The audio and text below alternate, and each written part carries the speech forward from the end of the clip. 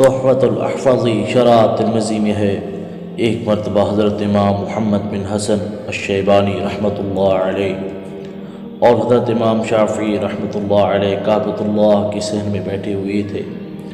ان کے سامنے سے ایک صاحب گزرے۔ دونوں بزرگ آپس میں کہنے لگے کہ بھائی اس بندے کا پیشہ کیا ہوگا، چلیں اس کی چلت پھرت اور انداز سے اندازہ لگا لیتے ہیں۔ امام محمد رحمۃ اللہ فرمانے لگے کہ چال ڈھال سے لگتا ہے کہ یہ درزی ہے۔ امام شافعی رحمۃ اللہ علیہ فرمانے لگے مجھے ایسا محسوس ہوتا ہے یہ بڑھئی ہی ہوگا۔ پھر دونوں نے ان صاحب کو بلایا، بھائی صاحب ذرا ادھر آئیں، ذرا بات سنیں۔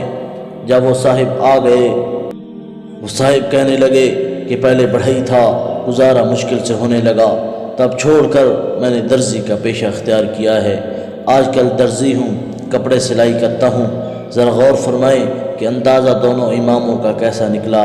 یہی وجہ ہے کہ ہم حضرات کی تقلید اور پیروی کرتے ہیں، اور یہ ہے بھی درست، کیونکہ اللہ تعالیٰ نے جن لوگوں کو ایسی بصیرت سے نوازا ہو جو آدمی کی چال ڈھال سے اس کے پیشے کا اندازہ لگا سکتے ہیں، کیا وہ دلائل شرعیہ میں غور و فکر کر کے اپنی بصیرت استعمال کر کے تصحیح نتائج تک نہیں پہنچ سکتے؟